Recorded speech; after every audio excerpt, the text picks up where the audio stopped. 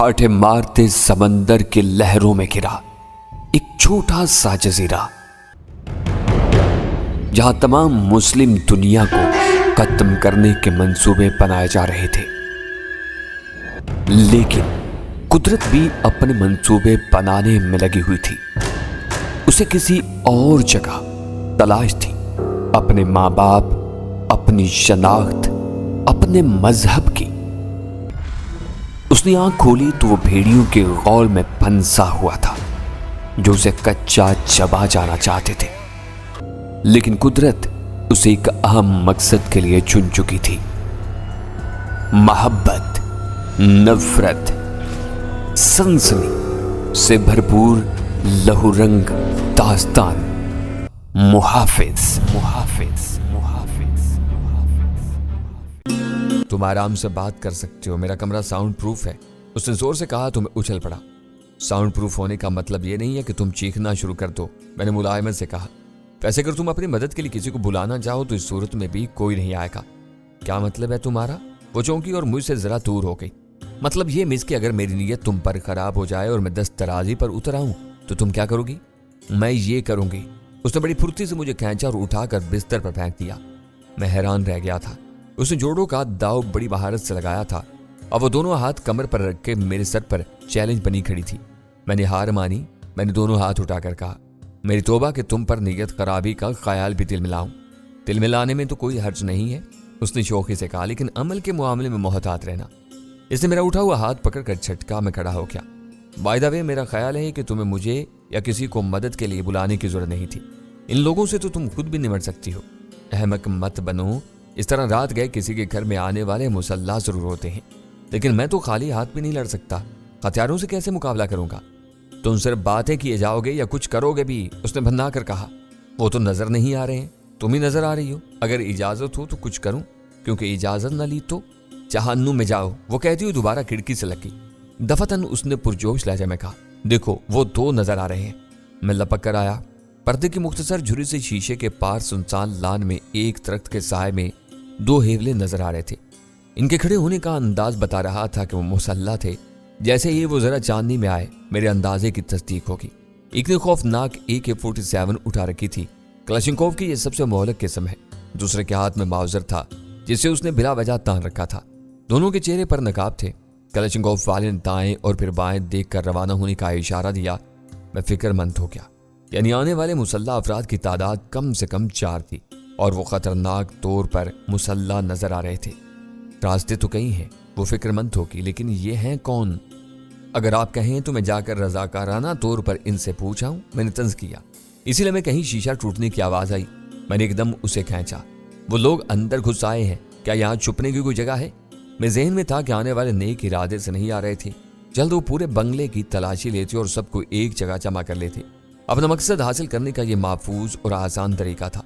یعنی ممکن تھا کہ یہ لوگ میرے ہی لیے آئے ہوں اور اس صورت میں میرا ان کے ہاتھ نہ آنا اور بھی ضروری تھا۔ اس نے کہا، ایک جگہ تو ہے، پھر جلدی کرو۔ میں نے اسے کھینچا۔ کمرے سے نکلتے ہوئے میری نظر دھوبی کے ڈنڈے نما ایک چیز پر پڑی جو بعد میں بیس بال کا بلہ ثابت ہوا۔ ہتھیار کے طور پر میں نے اسے اٹھا لیا۔ بعض اوقات معمولی سی چیز کام دے جاتی ہے۔ ماریا مجھے تیزی سے میرے کمرے کے بائیں طرف والی گیلری میں لائی۔ یہاں اوپر جانے والی سیڑھیاں تھیں۔ سیڑھیوں کے نچلے خلا میں خانے بنے ہوئے تھے جن میں مختلف آرائشی اشیاء رکھی تھیں۔ تمام ہی خانے منقش لکڑی کے بنے تھے۔ جہاں سے سیڑھیاں شروع ہو رہی تھیں وہاں ایک 3 فٹ لمبا اور 1.5 فٹ اونچا لکڑی کا ہی بنا ہوا تکون پینل تھا۔ بظاہر یہ دیوار کا حصہ تھا، لیکن ماریا نے چھپ کر نہ جانے کسی کونے سے کیا دبایا، پینل درمیان سے دروازے کی طرح کھل گیا۔ اس کے نیچے خلا نظر آ رہا تھا۔ اس میں گیلری سے آہٹ سی ہوئی۔ میں نے تیزی سے اسے خلا میں دھکیلا اور خود بھی گھس گیا۔ ہر ممکن تیزی سے میں نے پٹ بند کی، لیکن مجھے خدشہ تھا کہ آنے والوں نے اسے دیکھ لیا ہوگا۔ گیلری میں تیز روشنی کا بلب چل رہا تھا۔ یہاں تو کوئی نہیں ہے، تیرے کان بج رہے ہیں، ایک آواز آئی۔ میں نے خود سنا تھا شوکے، دوسرے نے کہا۔ ایک بندہ اور ایک کڑی بول رہے تھے، تو جانتا ہے میرے کان کتنے تیز ہیں؟ کہاں تو خرگوش کی اڑاد ہے نا۔ تیرے ماں باپ اگلے جوڑ کی تیاری کر رہے ہوں گے، پہلے والے نے بےہودہ انداز میں کہا تو میرے کان تپنے لگے۔ میں اس وقت ماریا پر تقریباً لدا ہوا تھا، لیکن حرکت کرنے کی قطعی گنجائش نہیں تھی۔ ذرا سی آواز اس خرگوش کی اولاد کا خطاب پانے والے کو متوجہ کر سکتی تھی۔ اس کے کان غلط نہیں تھے۔ ماریا صبر اور ہمت سے میرے بوجھ کو برداشت کر رہی تھی۔ تلاشی لے کمروں کی، جلدی۔ पर ना उस्ताद ने तेरी आगे फिर बेहुदा बात थी। मैंने दिल में उसे इससे भी ज्यादा बेहुदा बात कही। इन लोगों ने कमरों की तलाशी लेना शुरू कर दी। इनके अंदाज से जाहिर था कि वो हालात पर मुकम्मल काबू रखते थे और इन्हें किसी का खौफ नहीं था। मैं सोच रहा था कि हसन अली ने क्या चुपचाप इनकी बात मान ली होगी। वो अकेला ही इन सब की ऐसी की तैसी कर सकता था, लेकिन दूसरों की वजह से वो विवश हो सकता था। जैसे वो गैलरी से दफा हुए मैंने अपनी पोजीशन बदली। इस 3 बाई 3 फुट के कला में हम फोल्ड होकर ही आ सकते थे। मैंने खासी कोशिश के बावजूद एक मौजूद पोजीशन इख्तियार की। अब मैं और मारिया बराबर बराबर बैठ, हमारे जिस्म आपस में पवस्ता होते जा रहे थे, लेकिन यह सूरत हाल पहले से बेहतर थी। आई एम सॉरी, मैंने उससे कहा, इसमें तुम्हारा क्या कसूर है? कंदी तो इन लोगों की जुबान है। मैं मुआज़त कर रहा था इस दबाव की जो इसके नाजुक बदन पर पड़ रहा था, और वो समझ रही थी कि मैं इन लोगों की बकवास पर मुआज़त कर रहा था। कमर से शानों तक मेरा जिस्म एक कुदास दहकते लम्स को महसूस कर रहा था। इसकी महकती जुल्फें मेरे शानों पर परेशान थीं और इसे चंदा फिक्र नहीं थी, लेकिन मेरा ख्याल गलत था। चंदों बाद उसने शिकायत की, यहाँ कुछ चुभ रहा है, इसे मेरी कोहनी कहते हैं। मैंने उसे आगाह किया, मैं तुम्हारी नहीं दीवार की बात कर रही हूँ, शायद कीलें निकली हुई हैं, कुछ ऐसी ही कीलें इस तरफ भी हैं। मैंने कहा, लिहाजा जगह बदलने का कोई फायदा नहीं होगा, प्लीज कुछ करो। उसने सरगोशी में इल्तिजा की। ठीक है, बाद में शिकायत न करना। मैंने गहरी सांस ली और उसे कमर से पकड़कर अपनी गोद में बिठा लिया। वो शर्मीले अंदाज में हंसी, बदतमीज उल्लू की पट्टी। मैंने दिल में उसे खिताब दिया। इसके घर में मुसल्ला अफराद घुस आए थे। इसके माँ बाप और बहन भाई न जाने किस हाल में थे और उसे अटकेलियां सूझ रही थी। सच्ची बात है, उसके कुर्ब की गर्मी और महक ने मुझे परेशान करना शुरू कर दिया था। वो मौका से फायदा उठाकर अपने पूरे वजूद को मुतारिफ कराने पर तुल गई थी। आखिर मेरी कुव्वत बर्दाश्त जवाब देने लगी। तुम आराम से नहीं बैठ सकती? मैंने गुर्रा कर कहा, वरना मैं बाहर जाता हूँ। नहीं, वो सहम कर मुझसे लिपट गई। मैं अपनी तवज्जो बाहर की तरफ सूरत हाल पर मरकूज करना चाहता था। मुझे महापारा और हसन अली की फिक्र थी। 2 अफराद की गुफ्तगू से अंदाजा हो गया था कि आने वाले घटिया ज़हनियत के लोग थे। अगर उन्होंने महापारा के साथ बदतमीजी की तो हसन अली उसे बर्दाश्त नहीं करेगा। वो लड़ने का कितना ही माहिर सही, उसके मुकाबले अफराद के पास खुदकार हथियार थे। वो एक ही ब्रस्ट में सबको मार सकते थे, लेकिन मारिया की कोशिश थी कि मेरी सारी तवज्जो उसकी तरफ रहे। बाहर खामोशी थी और जब खासी देर तक किसी किस्म की कोई आहट सुनाई नहीं थी सिवाय मारिया के धड़कते दिल की धक धक के, जो मुझसे बेहद नजदीक था, तो मैंने बाहर जाने का फैसला कर लिया। तुम यहीं ठहरोगी? मैंने उससे कहा। नहीं, मैं भी चलूंगी, उसने फौरन कहा। मैं जायजा लेने जा रहा हूं, इसके लिए एक आदमी भी बहुत है। अगर मैदान साफ हुआ तो मैं तुम्हें भी बुला लूंगा। ठीक है। बात उसकी समझ में आ गई। मैंने पट खोले और उसे एक तरफ करते हुए जिस्म सुकेड़ कर बाहर निकल गया। गैलरी खाली थी। मारिया ने पट्टे अंदर से बंद कर लिए। इसके साथ एक बंद जगह पर चंद मिनट गुजार कर मैं पसीने में शराबूर हो गया था। मैंने पहले ऊपर जाकर देखा, लेकिन ऊपर के सारे कमरे खाली थे। मैं वापस आया। इस जगह एल की शक्ल में 2 गैलरियां थीं और ये मुतवाजी थी। दरमियान में एक छोटी सी राहदारी इन्हें मिलाती थी। ये तो वाज़ेह था कि वो लोग बंगले के अगले हिस्से में जमा होंगे, लेकिन किसी कोने खुदरे में मौजूदगी के इम्कान को नजरअंदाज नहीं किया जा सकता था। लिहाजा मैं पूरी तरह एहतियात से कमरों में देखता फिर रहा था। सारे कमरे खाली थे। महापारा और हसन अली के कमरे भी वो मेरे कमरे के दाएं बाएं मुकीम थे। महापारा के कमरे में मामूली सी अबतरी नजर आई। चाय टेबल पर रखा पानी का गिलास नीचे गिरा हुआ था और बिस्तर की चादर निस्फ नीचे लटक रही थी। शायद महापारा को बजोरे बाजू ले जाया गया था।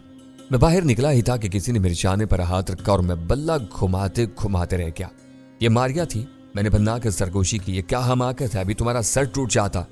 मुझसे वहां बैठा नहीं गया। उसने मनमना कर कहा, मम्मा डैडी का ख्याल मुझे परेशान कर रहा था। बड़ी जल्दी ख्याल आ गया उनका। मैंने तंज किया। वो शर्मिंदा हो गई। ड्राइंग रूम तक जाने का कोई और रास्ता भी है? हम घूम कर जाएं तो इन्हें खबर भी नहीं होगी। लान में कोई ना कोई होगा। मैंने तजवीज मुस्तरद कर दी। कोई और रास्ता? डैडी के स्टडी से एक रास्ता जाता है, और स्टडी तक कैसे जाएं? गैलरियां तो दोनों की नजरों में हैं। मेरे साथ आओ, उसने एतमाद से कहा। दूसरी गैलरी से वो एक कमरे में घुस गई जो स्टोर रूम साबित हुआ। वहां बेशुमार पुराना सामान जमा था। इसी अलमारी के पीछे एक दरवाजा स्टडी में निकलता है। इसे हटाओ। मैं टार्जन नहीं हूं। अलमारी खाली है। वो हंसी। इसके नीचे पहिए भी हैं, आराम से सिरक जाएगी। इसकी बात दुरुस्त साबित हुई। अलमारी बासानी सिरक गई और 1 मिनट बाद हम स्टडी रूम में थे। मारिया ने एक तरफ इशारा किया। मैंने दरवाजा जरा सा खोला। सारी पार्टी ड्राइंग रूम में जमा थी। मारिया के मम्मी डैडी दोनों बहनें एक दूसरे से चिमटे बैठे थे। शामी के चेहरे पर हवाइयां उड़ रही थी। महापारा और हसन अली एक सोफे पर बराबर बराबर बैठे थे और महापारा ने तहफ्फुज़ जाने वाले अंदाज में हसन अली का हाथ थाम रखा था। इसका चेहरा पत्थर की तरह सख्त हो रहा था। میں جانتا تھا وہ اندر سے کھول رہا ہوگا. اسے ذرا سا موقع ملتا تو وہ آتش فشاں کی طرح ان لوگوں پر پھٹ پڑتا. فی الحال وہ دوسروں کی وجہ سے مجبور تھا. مختصر سی چھری سے مجھے ڈرائنگ روم کا وسطی حصہ ہی صاف نظر آ رہا تھا. وسط میں ایک گورا چٹا نوجوان کھڑا تھا. اس نے جینز پہن رکھی تھی اور اوپر قمیض کے ساتھ پیتل کے چمکدار بٹنوں والی واسکٹ کرتی. اس کے ہاتھ میں پستول تھا. بس ایک ہیٹ اور ایک گھوڑے کی کمی تھی ورنہ وہ پورا کاؤ بوائے نظر آتا. نظامی صاحب، جو کام آسانی سے ہو سکتا ہے نا، اسے مشکل طریقے سے کیوں کرواتے ہو؟ اس نے کہا. میرے پاس کوئی رقم نہیں ہے، میں ایک معمولی سا کاروباری آدمی ہوں. محمود نظامی نے کچھ کونٹوں پر زبان پھیرتے ہوئے کہا. مذاق مت کرو جی. نوجوان ہنسا. اس عالیشان گھر کو دیکھ کر کون کہہ سکتا ہے کہ تم ایک معمولی کاروباری ہو؟ مجھے ایک ایک پل کی رپورٹ ملتی رہی ہے. تم اس شہر کے سب سے بڑے بلیک مارکیٹیے ہو. کل ہی تمہارے پاس 72 لاکھ کی رقم آئی تھی. وہ میرے حوالے کر دو ورنہ کیا؟ محمود نظامی کسی قدر تیز لہجے میں بولا. ورنہ تم دیکھ لو گے. تمہاری بیوی ہے، 3 لڑکیاں ہیں، ایک پیارا سا بیٹا ہے. کیا تم گوارا کر لو گے کہ اس رقم کے بدلے ان میں سے ایک بھی کم ہو جائے؟ نہیں. محمود نظامی لرز اٹھا. اس کی تیسری لڑکی بھی ہے.